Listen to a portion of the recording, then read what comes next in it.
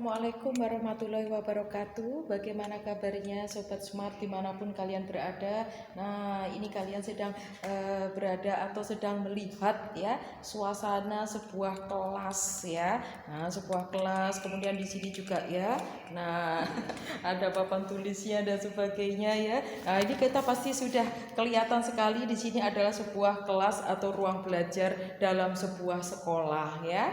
Nah, di sini kelihatan sekali. Nah, apa ya kira-kira maksud saya di sini dengan menunjukkan gambar atau suasana ini? Tentu saya di sini akan bicara tentang lembaga pendidikan.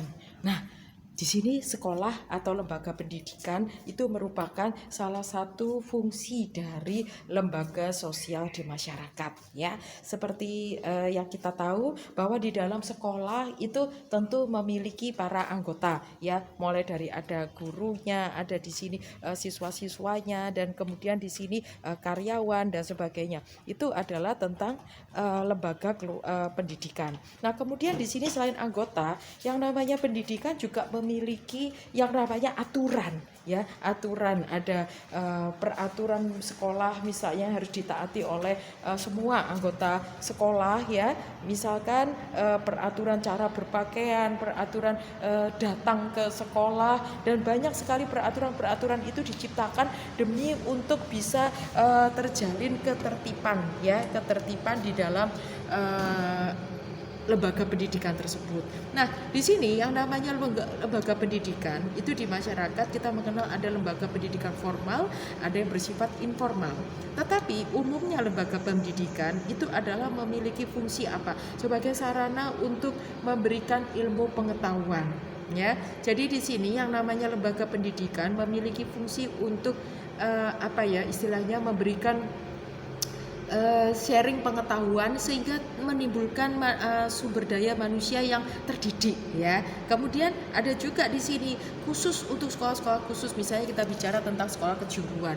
Sekolah kejuruan itu anak-anak atau siswa diajarkan keahlian tertentu ya, karena mereka memang disiapkan untuk bisa menghadapi atau sesuai dengan tuntutan dunia kerja saat ini ya.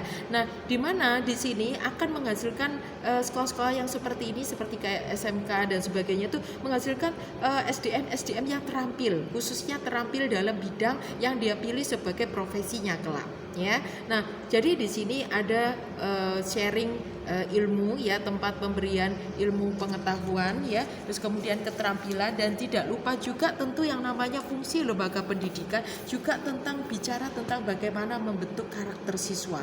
Nah, biasanya karakter apa saja di sini yang diberikan kepada dari lembaga pendidikan? Antara lain ketaatan. Tadi sudah saya jelaskan di sini ada yang namanya aturan. Aturan itu membentuk pribadi orang yang jadi di sini disiplin ya, disiplin.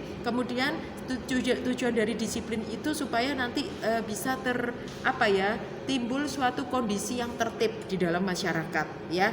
Nah, kemudian juga bisa menjadikan pribadi yang tahu tanggung jawab ya. Kemudian di sini bisa mendidik juga pribadi-pribadi yang mandiri, itu adalah yang ditujukan di dalam sekolah. Nah, di dalam sekolah sekarang sudah ada kurikulum-kurikulum tertentu, misalkan seperti kayak kewirausahaan dan sebagainya. Itu juga tujuannya akan mendidik kemandirian siswa.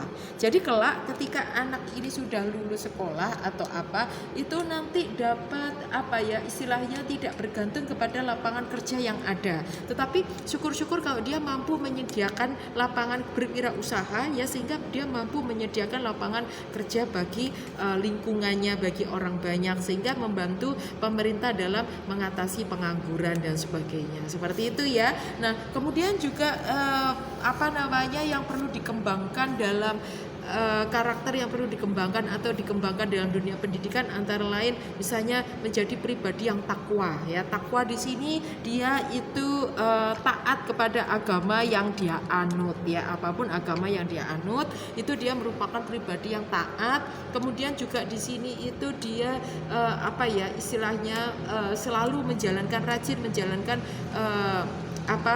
perintah-perintah dalam agamanya ya. Kemudian juga semoga itu terbawa dalam perilaku atau karakternya sehari-hari menjadi orang yang istilahnya yang baik ya, orang yang di sini bisa memiliki rasa kasih sayang, bisa menghormati orang lain, bisa memiliki rasa empati atas atas kesedihan orang lain dan sebagainya. Itu adalah karakter-karakter yang dimiliki kepada orang-orang yang ditanamkan keagamaan yang kuat ya. Nah, demikian sudah tadi saya jelaskan tentang lembaga pendidikan. Sampai jumpa di video-video saya berikutnya. Makanya buat kalian yang baru kenal dengan channel ini, jangan lupa di-subscribe, terus nyalakan loncengnya supaya nanti kalian di sini selalu dapat menjadi orang yang pertama untuk mendapatkan updatean berita-berita dari channel ini. Oke, semoga apa yang saya share memberikan manfaat buat kalian. Oke, wassalamualaikum warahmatullahi wabarakatuh. Salam.